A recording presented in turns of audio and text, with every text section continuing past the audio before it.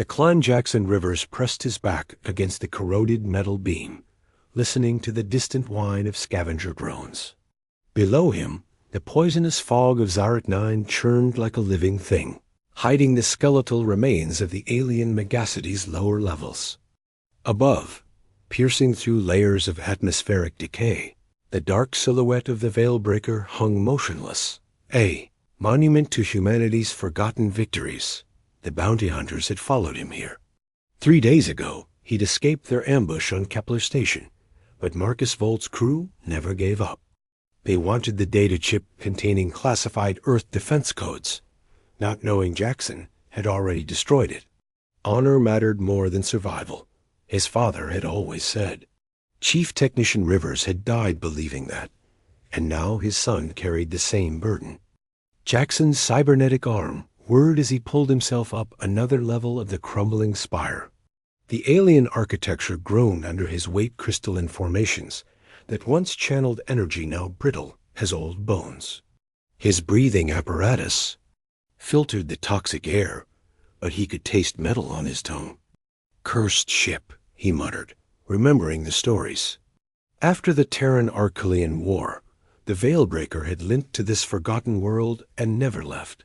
Some said its I had gone mad. Others claimed the crew still haunted its corridors. But Jackson knew better.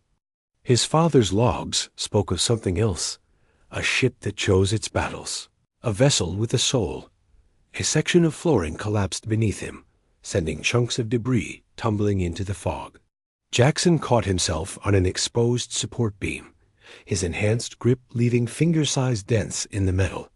His heart hammered against his ribs as he looked down into the abyss where the scavenger drones circled like mechanical vultures. The tower's peak was close now. Through gaps in the structure, he could see the Veilbreaker's hull scarred from 100 battles, but still magnificent. Its forward sections were embedded in the spire's crown, as if the ship had deliberately crashed here. The shield generators that had protected it for over a century flickered weakly, their blue glow pulsing like a dying heartbeat. Jackson reached into his pack and withdrew his father's toolkit instruments, designed specifically for interfacing with Veilbreaker-class vessels. The chip containing his father's personal access codes felt warm against his palm. If the stories were true, if the ship still lived, then maybe, just maybe he could give it reason to fly again. Behind him, the whine of pursuit craft grew louder. Volt's hunters had found his trail. Jackson looked up at the ship that had once saved Earth, its dark mass blotting out the alien stars. Time for the sun to finish what the father had started. The haunted corridors, the airlock seal broke with a hiss. That echoed through the Veilbreaker's entry corridor like a death rattle. Jackson's headlamp cut through absolute darkness, revealing walls lined with frost and strange, organic-looking growths. The ship's emergency lighting flickered sporadically, casting dancing shadows that made every surface seem alive. His boots clanged against deck plating as he moved deeper into the vessel. The gravity generators still functioned, though unevenly. He felt lighter near the starboard bulkheads, heavier toward the ship's center. According to his father's schematics, the primary control core lay 17 levels below, through sections that had been sealed since the ship's final battle. A soft chime echoed from somewhere ahead. Jackson froze, hand moving instinctively to the plasma cutter on his belt. The sound repeated melodic, almost welcoming. But that was impossible. The ship had been dead for a century. He pressed forward through the command deck.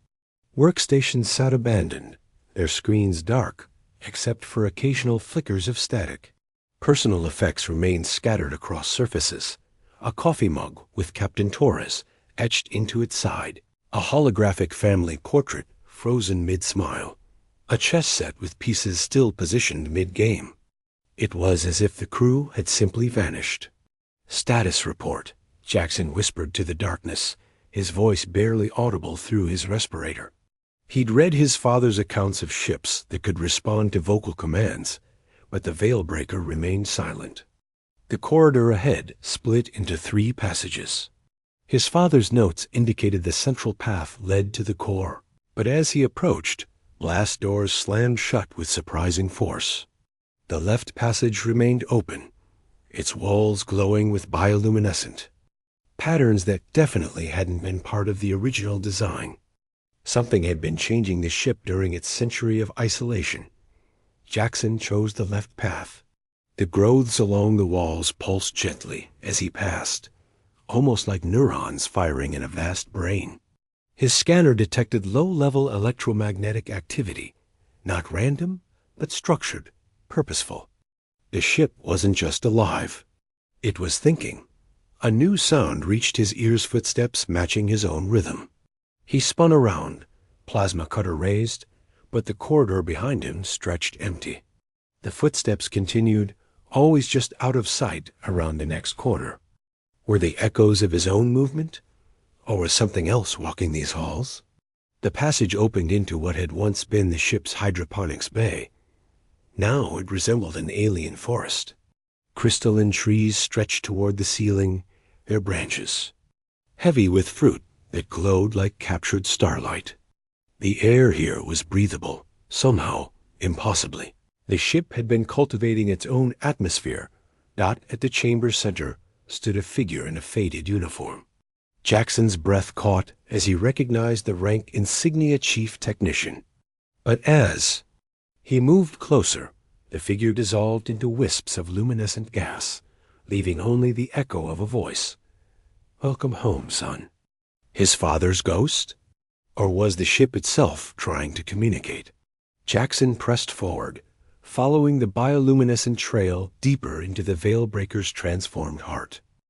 The core's test, the lift, descended through layers of the Veilbreaker's superstructure with mechanical precision that belied the ship's century of abandonment. Jackson watched deck numbers tick by on a display that shouldn't have been functional, his reflection ghost-like in the darkened metal. His father's access codes had worked too perfectly for a supposedly dead vessel. Level 17 materialized beyond the lift doors like something from a fever dream. The control core chamber had evolved. What his father's schematics showed as a sterile command center now resembled a cathedral of living technology. Walls breathed with slow, rhythmic pulses. Cables had grown into organic networks that spiraled toward a central dais where the ship's neural processor waited like a glowing altar. Jackson Rivers, son of Chief Technician David Rivers. A voice spoke directly into his mind, not heard, but felt. The words carried harmonics that resonated in his bones. "You have come seeking redemption." "I've come to wake you up," Jackson replied. Aloud, his voice small in the vast chamber. "The Archelians are returning. Humanity needs the Veilbreaker again." The walls pulsed brighter. "Show me your purpose." Without warning, the deck beneath Jackson's feet became transparent. Through it, he could see the ship's entire structure, every corridor, every room, every system laid bare. But more than that, he saw memories. The Battle of Saturn's rings played out below him like a holographic movie. He watched the Veilbreaker dive between Archelian dreadnoughts, its weapons carving through enemy formations, while human evacuees fled to safety. "Your father understood," the ship continued. "I am not a machine to be commanded. I am a guardian, and guardians choose their battles." The chamber filled with New Vision's Archelian scout ships, massing beyond the galactic rim, their biomechanical hulls bristling with weapons humanity had never seen. The intelligence reports Jackson had stolen from Kepler Station materialized around him, confirming his worst fears. "They're coming back stronger," he whispered. "Our fleets won't be enough." "Then prove you are worthy to stand beside me." The dais exploded with activity. Control interfaces materialized from thin air, surrounding Jackson with displays showing engine diagnostics, weapon systems, and navigation charts. But these weren't normal ship controls. They responded to thought rather than touch, emotion rather. Then Logit Dot, his first instinct was to reach for the familiar switches and levers of conventional spacecraft. Every interface he touched went dark. The ship was testing him, demanding he abandon everything he'd learned about piloting and embrace something entirely new. Jackson closed his eyes and remembered his father's final message. "Trust the ship, son. She knows what she needs to do." He placed both hands flat on the central console and opened his mind. The ship's consciousness flooded into him, alien yet familiar, vast yet intimate. He felt the Veilbreaker's loneliness during its century of exile, its grief for fallen comrades, its desperate hope that humanity would prove worthy of salvation. "I understand," he breathed. "You weren't hiding from them. You were waiting for. Used to evolve." The chamber blazed with approving light. Around them, the Veilbreaker began to wake. The awakening the Veilbreaker shuddered as systems that had slumbered for over a century roared back to life. Jackson felt the ship's consciousness merge with his own, a sensation like diving into an ocean of liquid starlight. Through the vessel's sensors, he perceived the alien city of Zaret 9 in its entirety, the poisonous fog, the crumbling spires, and the small fleet of bounty hunter ships circling like predators. "They found us," he said, though he wasn't sure if he'd spoken aloud or simply thought the words. "Let them come," the Veilbreaker replied, its voice now warm and familiar. "It is time they learned what happens when humans are threatened." Warning lights bathed the control core in crimson as the ship began extracting itself from the tower. Massive support struts that had grown through the alien architecture over decades of integration groaned and snapped. The Veilbreaker had literally rooted itself into Zaret 9's highest spire, becoming part of the city's skeletal framework. Through the ship's eyes, Jackson watched Marcus Volt's flagship, a modified Terran destroyer called Bloodhound, deploy boarding pods. Volt himself appeared. On the main display, his scarred face twisted into a predatory grin. "Rivers, I know you're in that rust bucket. Surrender the codes, and I'll make your death quick." Jackson felt the Veilbreaker's amusement ripple through their shared consciousness. The ship had been listening to human communications for decades, learning about the species it had once protected. It understood corruption when it saw it. "Show him what a rust bucket can do," Jackson whispered. The Veilbreaker's hull began to shift. Armor plating that had appeared dead and corroded suddenly gleamed with inner light. Weapon ports that had been sealed for generations opened like flowering buds.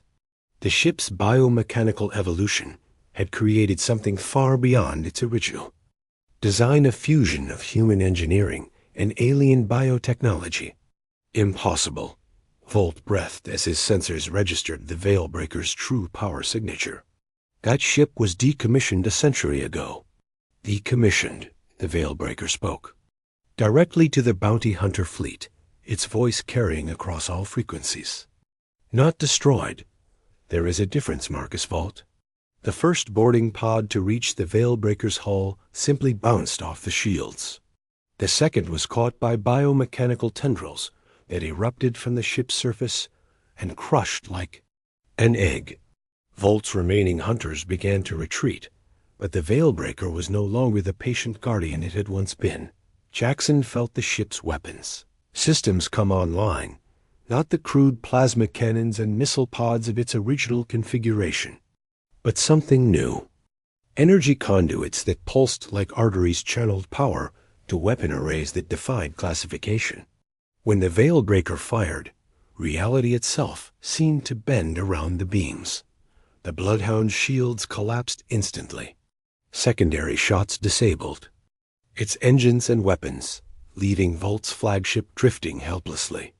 The other bounty hunter vessels scattered, their crews transmitting panicked warnings about the ghost ship and impossible weapons. "Your father would be proud," the Veilbreaker said, as the last enemy disappeared into hyperspace. "You chose to protect rather than profit." But even as victory settled around them, new alerts filled the control core. Long-range sensors detected massive distortions at the edge of the system, the telltale signatures of Archelian bioships, emerging from dark space. The real enemy had finally arrived. The Guardian's choice, the Archelian fleet materialized like a swarm of metallic insects against the starfield. Jackson counted over 200 vessels, biomechanical nightmares that pulsed with organic weapon systems and shifted their configurations.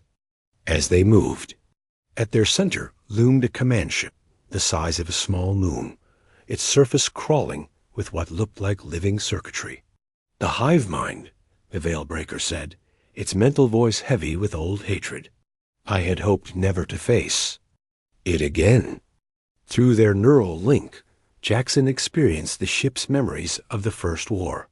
He watched human colonies burn under Archelian bioweapons. He felt the Veilbreaker's desperate fight at Earth's moon, where Captain Torres and her crew had given their lives to protect the evacuation fleets. The ship had limped away from that battle, carrying scars that went deeper than damaged hull plating. We can't fight them all, Jackson said, watching the alien armada assume attack formation. Even you aren't that powerful. No, the Veilbreaker agreed, but I am not fighting alone. The ship's long-range transmitters activated, broadcasting a signal that had waited over a century to be sent. Across human space, automated beacons began repeating the message, a call to arms that would reach every colony, every fleet, every hidden outpost where humanity had taken root among the stars. This is Veilbreaker Actual to all human vessels. The Archelians have returned, coordinates attached. Come prepared for war, but the Veilbreaker wasn't waiting for backup. As the alien fleet accelerated toward Zaret 9, the ship launched itself toward them with impossible speed. The biomechanical modifications it had developed during its exile allowed maneuvers that should have turned any human crew to paste, but Jackson found himself perfectly comfortable in his neural cradle. What are you doing? He asked as enemy weapons began tracking their approach. What I was born to do, the Veilbreaker replied. Guardian-class vessels were never meant to hide. We were built to stand between humanity and extinction. The first wave of Archelian biomissiles streaked toward them, living weapons that could adapt their attack patterns in real time. The Veilbreaker responded by unleashing its evolved arsenal. Beams of crystallized starlight carved through the biological projectiles, while defensive fields deflected the survivors. But this was just the opening exchange dot as they closed with the enemy fleet. Jackson felt the Veilbreaker's true purpose reveal itself. The ship wasn't trying to destroy the Archelian armada. It was studying them. Every weapon signature, every tactical formation, every biological adaptation was being analyzed and cataloged.